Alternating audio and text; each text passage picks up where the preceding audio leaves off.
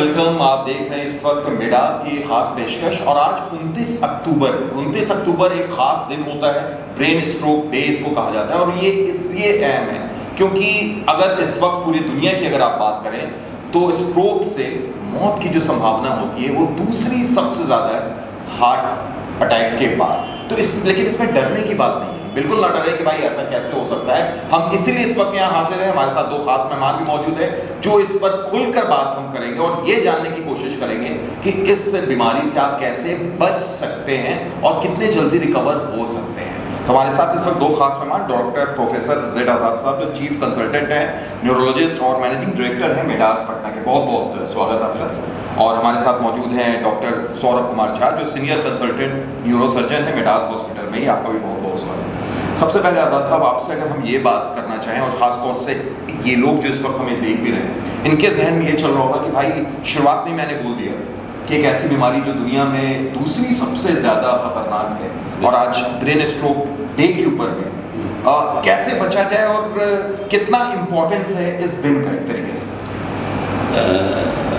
सबसे पहले तो आज के दिन का जो इम्पोर्टेंस को देखते हुए World Health Organization and World Stroke Organization ने एवरी ईयर से लास्ट 20 ईयर से आज ही के दिन एवरी ईयर्स पूरे दुनिया में वर्ल्ड स्ट्रोक डे मनाया जाता है। इस दिन का ख़ास इम्पोर्टेंस है और कोशिश की जा रही है कि ज़्यादा से ज़्यादा अवेयरनेस लोगों में पैदा किया जा सके। देखा गया है कि अराउंड 90% केस में ये बीमारी स्ट्रोक, जैसा आपने बताया कि आज के दिन में डेथ के जो सेकेंड मोस्ट कॉमन कॉज है, और एक इम्पॉर्टेंट है कि परमानेंट डिसेबिलिटी के मोस्ट कॉमन कॉज है।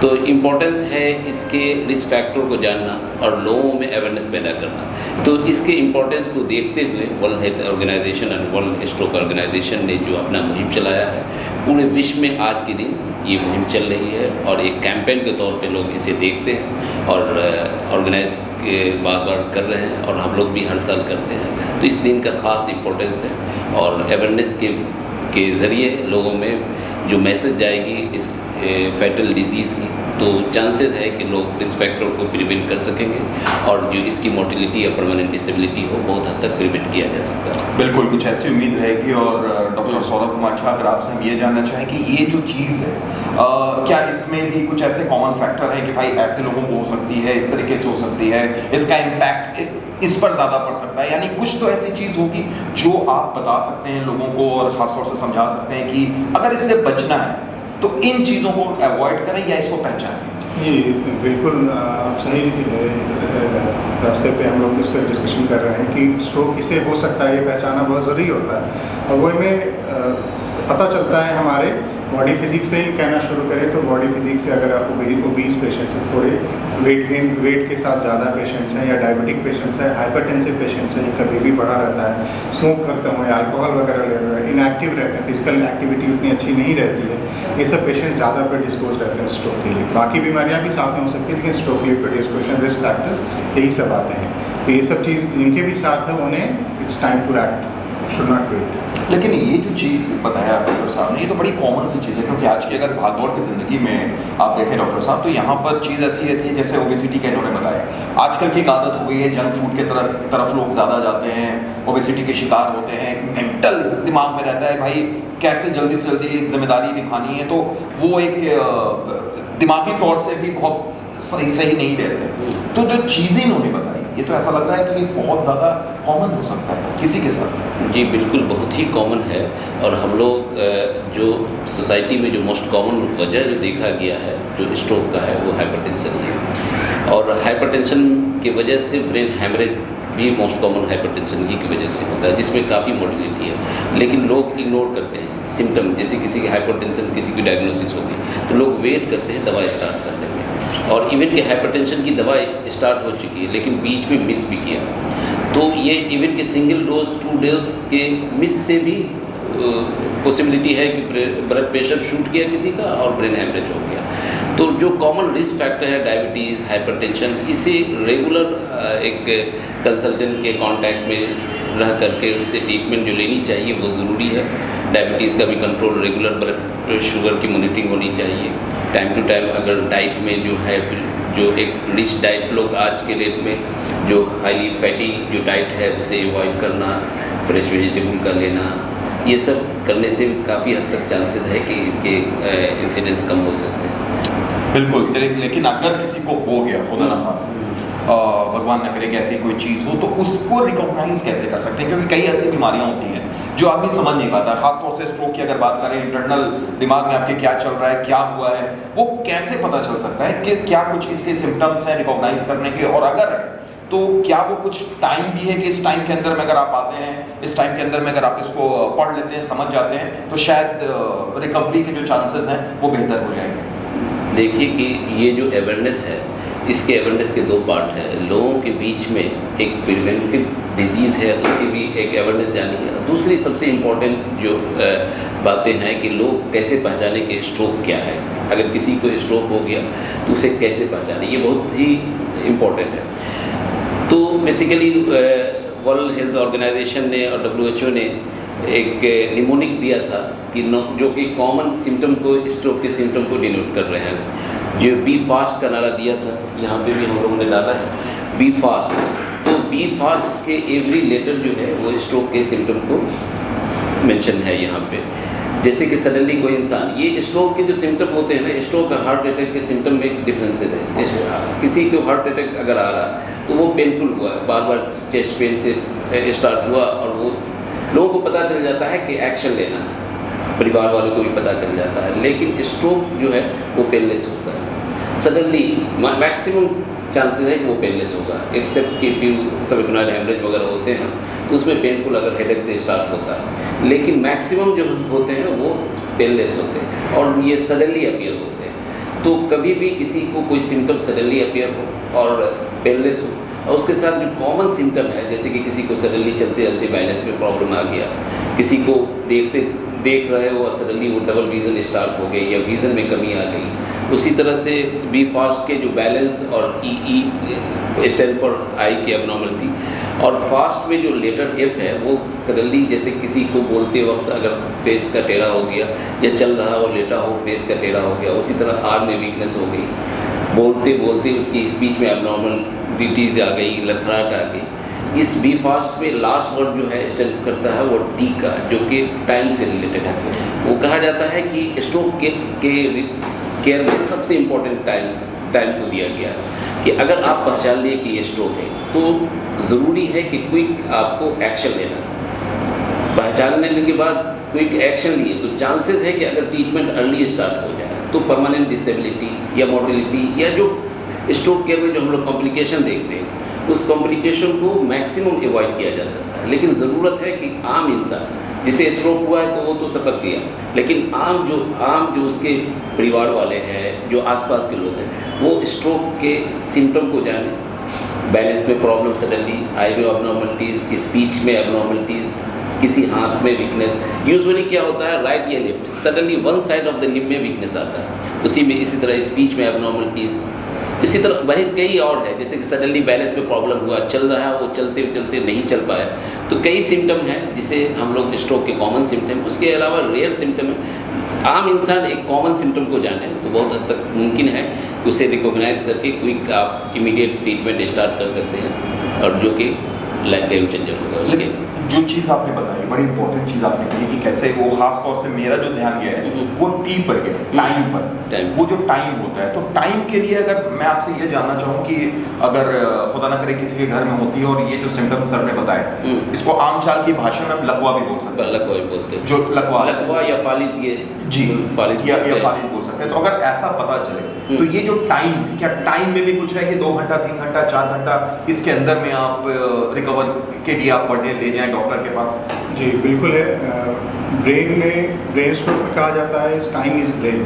हर सेकंड जितना हेमरेज या स्ट्रोक के पेशेंट होता है, हर सेकंड वो मिलियंस ऑफ सेल्स अपना लूज करते जाते हैं। जैसे जैसे समय बीतता है डैमेज इरिवर्सिबल होता जाता है। तो कहा जाता है कि 4.5 आवर्स का इस्केमिक स्ट्रोक के लिए हमारे 4.5 घंटे का समय रहता है, जिसके अंदर अगर पेशेंट पहुंच जाए तो हम लोग कोशिश करते हैं कि अगर ब्रेन में जो इस्केमिक स्ट्रोक है, जो खून का बहाव रुक जाता है, उसको खोलने का प्रयास ज़्यादा बेहतर रूप से कर पाते हैं। तो 4.5 आवर्स का टाइम रिकमेंडेड। और मान लीजिए किसी को ऐसा हो गया और वहाँ पर उसको पता नहीं है जिस इलाके में हुआ है, ज़रूरी नहीं है कि वहाँ के आसपास में कोई दिमागी न्यूरो सर्जन या कोई न्यूरो हॉस्पिटल हो, उस केस में वैसे पेशेंट को क्या राय देंगे आपकी, उसको क्या करना चाहिए, पहला स्टेप क्या उठाना चाहिए उसको? पहला स्टेप, अगर आपके पास आसपास इस तरह की सुविधा नहीं है तो नियरेस्ट जो भी सेंटर है उसे कांटेक्ट करके आपको विजिट करना चाहिए, क्योंकि उसके अलावा वो केयर उनको कहीं नहीं मिल पाएगा। जो स्ट्रोक इनेबल्ड सेंटर जो केयर कर पाते हैं बस उन्हीं को उस चीज़ का एक आइडिया रहता है कि इसे कैसे मैनेज फर्दर करना। क्योंकि गाँव सबसे जो पेशेंट आता है हमें बहुत बार सुनने को मिलता है कि भूत ने पकड़ लिया, उनका ये भी कहना रहता है कि झाड़ फूँक ये सब कराने में वो कीमती समय बर्बाद कर देते हैं। ये सब चीज़ से बचे। तो ये जो हमारा कैंपेन है इससे भी हम लोग चाहते हैं कि अवेयरनेस फैले ताकि कम से कम वो सही जगह पे पहुँच पाए। हम लोग की जहाँ तक आपने पूछा है कि पेरिफेरी में यूजुअली क्या है, जहाँ पे CT स्कैन की फैसिलिटी हो ना तो ट्रीटमेंट स्टार्ट हो सकती है। मैंने फ़ोन पे, मोबाइल पे, व्हाट्सएप पे ट्रीटमेंट स्टार्ट किया कई जगह पे, और इवन के थ्रोम्बोलाइज भी किया।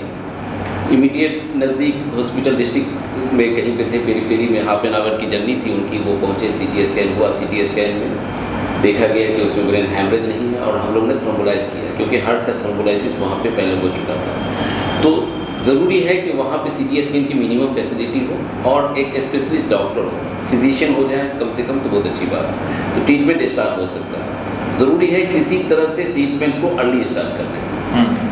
अगर अर्ली स्टार्ट हो गया तो बहुत हद तक हम जो उसके कंसिक्वेंसेस है उसे कम कर सकते हैं। यानी कहीं ना कहीं आप इस पर ध्यान आपको देना होगा कि अगर कोई खुदा न खास्ता ऐसी चीज़ हुई है तो आप नज़दीकी ऐसी जगह पर जाकर देखें जहाँ पर CT स्कैन की सुविधा हो। वो आप शायद आप इसलिए कह रहे हैं डॉक्टर साहब कि उससे ये पता चलेगा कि इसका कारण क्या है, जो शायद सबसे इम्पोर्टेंट सबसे इम्पोर्टेंट है कि स्ट्रोक में दो तरह के स्ट्रोक होते हैं, ischaemic stroke and haemorrhagic stroke. जो मैंने बताया कि 4.5 आवर्स में जो गोल्डन आवर कहा जाता है उसमें जो दवा देनी है वो इस्केमिक स्ट्रोक में ही देनी है। हम CT स्कैन करके वो ischaemic stroke and haemorrhagic stroke में डिफ्रेंशिएट करते हैं। हेमोरेजिक नहीं है तो हम दवा डालेंगे। इसके अलावा भी और भी है, सबको नहीं दिया जा सकता है, कुछ क्राइटेरिया है। वो क्राइटेरिया इवन कि रिमोट एरिया में भी हो, अगर मैं यहाँ से मोबाइल के ज़रिए भी वो सब मतलब हम लोग सेग्रीगेट कर सकते हैं, इसे देना है कि नहीं। अच्छा, एक और जो कॉमन चीज़ लोगों के जहन में कंफ्यूजन रहता है कि एक ब्रेन हैमरेज और ब्रेन स्ट्रोक, इन दोनों चीज़ में फ़र्क क्या है और किस तरीके से इसकी पहचान हो सकती है, और क्या ये सिर्फ और सिर्फ सर्जरी के जरिए ही हो सकता है या इसका मेडिसिन से भी उपाय है? ब्रेन स्ट्रोक एक कॉमन टर्म है। किसी भी तरह के ब्रेन से रिलेटेड सडन दुर्घटना जो हमारे ब्रेन के खून की नसों के रिलेटेड हो, उसके दो प्रकार हैं, इस्केमिक स्ट्रोक और हेमरेजिक स्ट्रोक। इस्केमिक स्ट्रोक का कहना तब होता है जब खून का सप्लाई ब्रेन में जो जा रहा है वो रुक जाए ब्रेन के अंदर का, तो खून का सप्लाई बंद हो जाता है, ब्रेन का हिस्सा वो मरना शुरू कर देता है, तो इस्केमिक स्ट्रोक हुआ। और अगर वो खून की नली फट जाए तो उसमें हेमरेज जो आता है वो हेमरेज स्ट्रोक। ये दो प्रकार के स्ट्रोक हैं। कोई भी ये दो प्रकार, उसके सिम्टम्स यही चार जो मैंने सर ने बताया, बी फास्ट, बैलेंस में परेशानी, आई में देखने में परेशानी, बोलने में परेशानी, हाथ या पैर में कमजोरी आना, ये सब चीज़ ही कॉमन उसके सिम्टम जिससे हम लोग आइडेंटिफाई कर लेते हैं। तो CT स्कैन में ही एक्सक्लूड करते हैं कि ये इस्केमिक है या हेमरेजिक है। लेकिन क्या ये सर्जरी से हो सकता है या फिर मेडिसिन से इसका ट्रीटमेंट पॉसिबल है, ये कैसे तय? वो CT स्कैन वगैरह जब हम लोग देखते हैं तो हमें पता चलता है कि साइज़ ऑफ स्ट्रोक क्या है, हेमरेज स्ट्रोक है या इस्केमिक। अगर वो ज़रूरत से ज़्यादा साइज़ का रहता है या पेशेंट में डिटोरेशन ज़्यादा होने लगता है तो हमें CT स्कैन में वो आइडिया लग जाता है कि अब इसे दवा से नहीं, अब इसे सर्जरी की ज़रूरत पड़ती है। तो टाइमली सर्जरी भी बहुत हद तक जान बचाने में सफल है। तो एक और चीज़, अगर इन सारी चीज़ों के बीच में डॉक्टर साहब हम बात करें कि अभी तक हमने ये बात कर ली कि कैसे इसका उपाय हो सकता है, कैसे दौड़ें, कैसे 4.5 घंटे के अंदर में वो गोल्डन टाइम पीरियड के अंदर में आप जाएं, लेकिन क्या कुछ ऐसी भी चीज़ें हैं जिससे इस खतरे से ही बचा जा सकता है या ना हो, इसको हम प्रिवेंट कर सकते हैं? बहुत ज़्यादा नहीं, जो नॉर्मल जो कॉमन जो आप कहें कि नॉन कम्युनिकेबल डिजीज़ जो है, जिसे हार्ट अटैक का जो रिस्क फैक्टर है, ऑलमोस्ट रिस्क फैक्टर यहाँ पे ब्रेन अटैक के लिए भी है। तो नॉर्मल इंसान को, किसी को डायबिटीज़ है, उसे रेगुलर चेकअप कराएं, डायबिटीज़ को कंट्रोल करें, ऑप्टिमाइज़ करें, ब्लड शुगर को, ब्लड प्रेशर को भी रेगुलर मॉनिटरिंग करते रहें, ब्लड प्रेशर को बढ़ने ना दें, एक टारगेट लेवल जो है, जो गाइडलाइन दिया गया उसे फिक्स करें। डाइट में भी जो हाई कोलेस्ट्रॉल डाइट वगैरह को अवॉइड करें, स्मोकिंग को अवॉइड करें, जो अल्कोहल, एक्सेसिव अल्कोहल से भी बढ़ जाता है वो सबको अवॉइड करें। इसके अलावा भी नॉर्मल लाइफ स्टाइल में सिग्निफिकेंट मॉडिफिकेशन करें, ओबेसिटी है, तो उसे आप वेट रिडक्शन पे इम्पोर्टेंस है, जो वेट रिड्यूस करे। उसके अलावा प्रॉपर स्लीप और स्ट्रेसफुल लाइफ वगैरह को अवॉइड करें, प्रॉपर स्लीप लें। तो ये सब करने से बहुत हद तक चांसेस है कि स्ट्रोक को हम लोग प्रिवेंट कर सकते हैं। और ये जो आजकल की जो मॉडर्न ज़िंदगी है, जिस तरीके से एक मॉडर्न लाइफ हो गई है, लोगों के दिमाग में इससे बचने के लिए, इस मॉडर्न लाइफ स्टाइल की तरफ भी आप जा रहे हैं और ये स्ट्रोक का खतरा भी आपके जहन में चल रहा है, तो क्या कोई बैलेंस हो सकता है जिससे बचा जाए कुछ? इसी अवेयरनेस को बढ़ाने के लिए इस बार के वर्ल्ड स्ट्रोक ऑर्गेनाइजेशन ने एक नया कैंपेन लॉन्च किया, ग्रेटर दैन चैलेंज करके। 2024 का थीम है स्ट्रोक का कि ग्रेटर दैन चैलेंज मीन्स कि आपको स्पोर्ट्स को इनकॉर्पोरेट करना है अपने एक्टिव लाइफ में। स्पोर्ट्स को इनकॉर्पोरेट कीजिए, क्योंकि स्पोर्ट्स हर कंट्री में कोई भी लैंग्वेज हो, कोई भी लोकेशन हो। ये सारे जो पिक्चर हैं, ये सारे ये साइट से ही है, वर्ल्ड हेल्थ ऑर्गेनाइजेशन के साइट से ही ली गई। और उनके कैंपेन का जो है थीम है ग्रेटर दैन स्ट्रोक। हर साल उनके अलग अलग थीम होते हैं। कभी 4.4 आवर्स को उन्होंने फोकस किया हर साल। तो इस साल का है कि एक्टिविटी और मूवमेंट, फिजिकल इनएक्टिविटी खत्म करना, ये उनका टारगेट है। तो यही अवेयरनेस हम भी फैलाना चाहते हैं। उनका ये है कि आप हर दिन किसी भी तरीके से आप अपने आप को खेल में रखें, वर्जिश करें, एक्सरसाइज करें, वॉक कीजिए, कोई स्पोर्ट्स खेलिए। तो नेक्स्ट 1 मंथ के उन्होंने टारगेट दिया कि पर डे आप 30 मिनट्स से 1 आवर कुछ एक्टिविटी कीजिए और उनके साइट पे अपलोड कीजिए, ऐसा उन्होंने मेंशन किया। बट ये 1 मंथ के लिए नहीं होना चाहिए, लाइफ लॉन्ग होना चाहिए हमारा। और इसमें एक इम्पॉर्टेंट चीज़ ये भी हो जाती है, हालांकि मैं भी इस चीज़ से गुजरा हुआ हूँ, फिर भी मैं आपसे जानना चाहूँगा और कुछ जो इस वक्त दर्शक हैं वो भी ये सोचेंगे डॉक्टर साहब, कि जब एक घर में ऐसी दुविधा या आपदा आ जाती है, जब किसी को हो जाता है, तो उस घर का माहौल और किस तरीके से वो लोग अपने आप को मजबूत बनाएं और कैसे उस पेशेंट को थोड़ा सा उसके ट्रीटमेंट की तरफ, उसको सही होने की तरफ हौसला अफजाई कैसे कर सकते हैं? ये इसके लिए ज़रूरी है अवेयरनेस का। हम लोगों ने देखा है कि कई बार पेशेंट को स्ट्रोक हुआ है और लोग समझते हैं कि सिंपल ये वीकनेस है, या किसी ये गांव में कहते हैं कि ठंडा लग गया। तो लैक ऑफ अवेयरनेस जो है, ये मोस्ट कॉमन वजह हम लोग देखते हैं कि परमानेंट डिसेबिलिटी के। अगर किसी को पता चल जाए कि स्ट्रोक हुआ है, फ़ौरन एक्शन लेने। तो ज़रूरत है लोगों में अवेयरनेस का, सोसाइटी में अवेयरनेस की।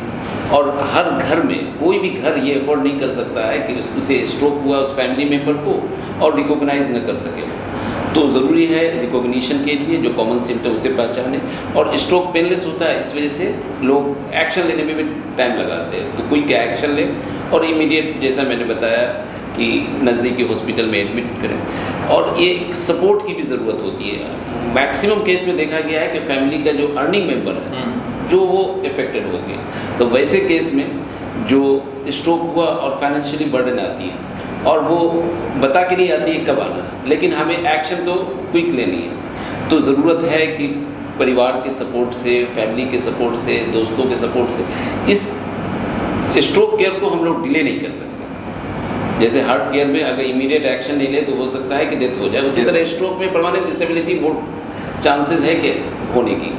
इसलिए क्विक एक्शन लेनी है परिवार के सपोर्ट से और मोटिवेट भी करना है। कई बार होते हैं कि स्ट्रोक केयर में हम लोग जब रिहैब पे डालते हैं उसमें मोटिवेशन बहुत इंपॉर्टेंट होती है। तो वो सारे पूरी फैमिली का इन्वॉल्वमेंट इसमें ज़रूरी है, बहुत अहम है। और ऐसा मेरी माँ के साथ भी हो चुका है। मैं भी पिछले 4 साल से इन चीज़ों को देख रहा हूँ और डॉक्टर साहब के यहीं मेरी मामा का इलाज भी चल रहा है। मैं आपसे एक और चीज़ जानना चाहूँगा कि अगर ट्रीटमेंट ऑप्शन की बात करें तो कौन कौन से ट्रीटमेंट ऑप्शन हो सकते हैं और रिहैब किस तरीके से हो सकता है? साथ ही साथ जो सबसे बड़ा सवाल वो ये कि क्या पूरे तरीके से 100% रिकवरी पॉसिबल है या नहीं?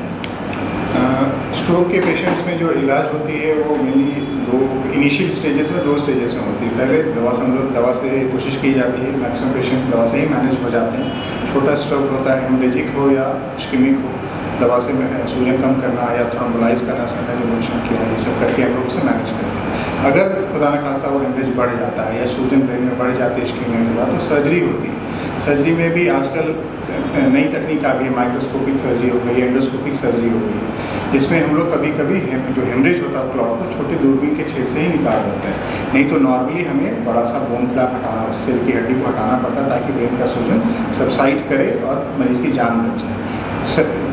इलाज तो यही है। आगे का जो प्रक्रिया होता है वो मेनली रिहैबिलिटेशन और फिजियोथेरेपी की तरफ चला जाता है। शुरुआत के स्टेज में जब जान बच जाती है तो हमारा फोकस यही रह जाता है कि अब जो डेफिसिट आ गई, जो कमी आ गई शरीर में, विकलांगता आ गई, उसे कैसे नॉर्मल तक ले जाएं या तक उसके आसपास तक भी पहुंचा पाएँ। उसमें रिहैबिलिटेशन और फिजियोथेरेपी का बहुत ही अहम रोल रहता है। तो हमारे फिजियोथेरेपिस्ट कोशिश करते हैं कि जब तक पेशेंट स्टे करते हैं और उसके बाद भी फॉलोअप में पेशेंट्स को बुलाते रहें और एक्सरसाइज वगैरह कराने से 90% तो हमने देखा है कि पेशेंट रिकवर कर जाता है। छोटे स्ट्रोक में ऑलमोस्ट 100% तक भी हमने बदलाव होता हुआ देखा है। लेकिन जो सीवियर स्ट्रोक्स रहता है उसमें पेशेंट और पेशेंट के फैमिली मेम्बर्स, रिहैब टीम, इनकी मेहनत से 90% तक में हमने बदलाव देखा है। बिल्कुल, और वो 90% की बात करें तो मैं भी जीता जागता यहाँ पर एक सबूत हूँ। डॉक्टर साहब आप भी जानते हैं मतलब किस तरीके से आपने किया होगा, 90% वो रिकवर है। लेकिन जैसा सर ने कहा वही चीज़ मैं थोड़ी सी इसको आगे बढ़ाना चाहूँगा कि अगर रिकवर हो जाते हैं, अगर 90% भी मान लीजिए रिकवर हो गए, तो ये क्या वो 4.5 घंटे के अंदर अगर आते हैं तो इसमें चांसेस ज़्यादा बन जाते हैं, और रीअकरेंस के भी क्या चांसेस होते हैं? 4.5 घंटे का जो ट्रीटमेंट है बेसिकली, तो उसमें जो दवा दी जाती है क्लॉट डिजॉल्विंग ड्रग, तो उससे चांसेस है कि वो परमानेंट डिसेबिलिटी पे ना जाके कंप्लीट रिकवरी 100%।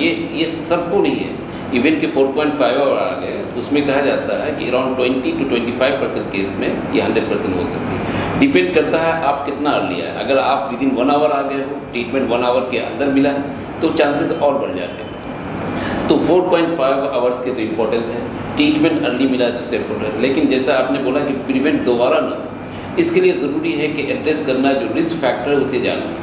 तो स्ट्रोक केयर में ज़रूरी है कि आप किसी न्यूरोलॉजिस्ट या सीनियर फिजिशियन के अंदर में, न्यूरोसर्जन के अंदर में अपने आप को इलाज कराएं, और ये जानने की ज़रूरत है किस वजह से, उसका रिस्क फैक्टर क्या है। सब में सब कॉमन नहीं है। मोस्ट कॉमन डायबिटीज़, हाइपरटेंशन और डिस्लिपिडेमिया है, लेकिन कई बार होते हैं कि हार्ट से रिलेटेड हुआ, कई बार हुआ कि ब्लड के गाढ़ापन की वजह से हुआ, कई वजह होते हैं कि रेयर कॉज है। तो ज़रूरी है कि उस कॉज को एड्रेस करना, जानना कि किस वजह से हुआ।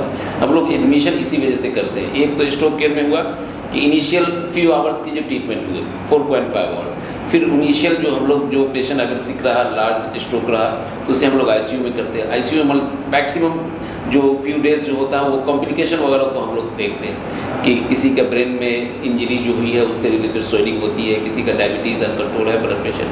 तो उसके बाद जो है इनिशियल फ्यू आवर्स के बाद सब्सिक्वेंटली हम लोग रिहैब पे लाते हैं। तो सबका इम्पोर्टेंस है, लेकिन जो एडमिशन का जो मैक्सिमम जो इम्पोर्टेंस है कि रिस्क फैक्टर को एड्रेस करना। कई बार होता है कि छोटा सा स्ट्रोक हुआ, सिम्टम प्रोड्यूस नहीं किया, ख़त्म हो गया, लेकिन रिस्क फैक्टर अगर रहा, बचा रहा, तो चांसेस है कि रिकरेंस के, और हो सकता है कि नेक्स्ट टाइम जो वो और बड़ा स्ट्रोक हो।